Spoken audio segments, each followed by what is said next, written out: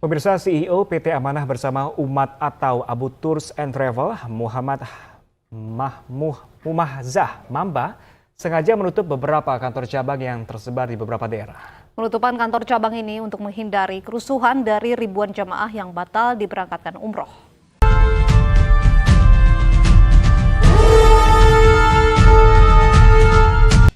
Kita ke informasi lain, terlantar selama 9 jam di Bandara Sultan Hasanuddin Makassar, 300 anggota jemaah umroh Abu Tours yang batal berangkat hari ini kecewa dan meluapkan kekesalannya kepada pihak Abu Tours. Abu Tours pulang aja! Abu Tours tidak punya hati! Setelah menunggu selama lebih dari 9 jam, salah seorang keluarga jemaah Abu Tours asal Selayar, Sulawesi Selatan ini mengamuk dan meluapkan kemarahannya kepada pihak Abu Tours yang tidak memberikan kepastian pemberangkatan. Ia marah lantaran sudah 2 kali ke bandara namun selalu batal diberangkatkan dengan alasan yang tidak jelas. Keluarga tak? Saya punya keluarga sudah 2 kali dari Selayar ke Makassar. Ini semua ada di sini. Sampai di sini ditunda dengan tidak ada kepastian kapan mau diberangkatkan. Pembatalan keberangkatan ini setelah mereka datang ke bandara sejak Rabu pagi. Namun, meski sudah dipanggil untuk masuk ke dalam area pemberangkatan, mereka harus tertahan di depan pintu masuk. Habis semua apa ini dijual ditambah lagi kemarin 1 juta.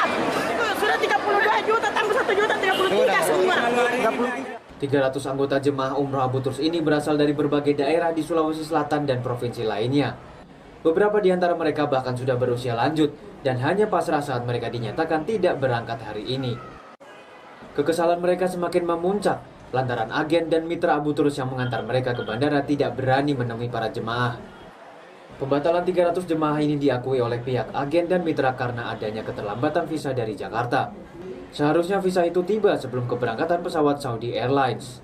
Rencananya, rombongan ini akan diberangkatkan pada 31 Maret mendatang.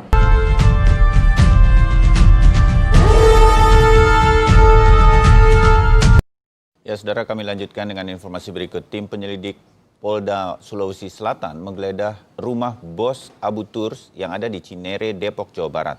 Penggeledahan ini dilakukan di rumah berlantai 3 yang ada di Komplek Perumahan Kartika Residence. Dalam penggeledahan, petugas memeriksa semua ruangan untuk mencari sejumlah barang bukti atas kasus penipuan jemaah umroh. Di dalam rumah terdapat unit mobil jenis Alphard berwarna putih. Kondisi di dalam rumah juga terlihat cukup rapi, dilengkapi sederet barang elektronik mewah. Menurut warga di sekitar, bos Abu Tours telah 4 tahun tinggal di rumah ini. Namun sang pemilik rumah tidak bergaul dengan warga setempat.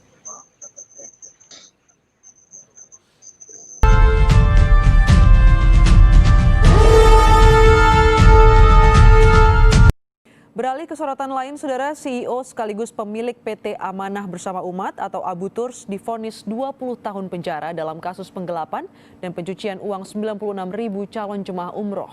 Putusan majelis hakim ini sama dengan tuntutan jaksa penuntut umum yang menuntut 20 tahun penjara.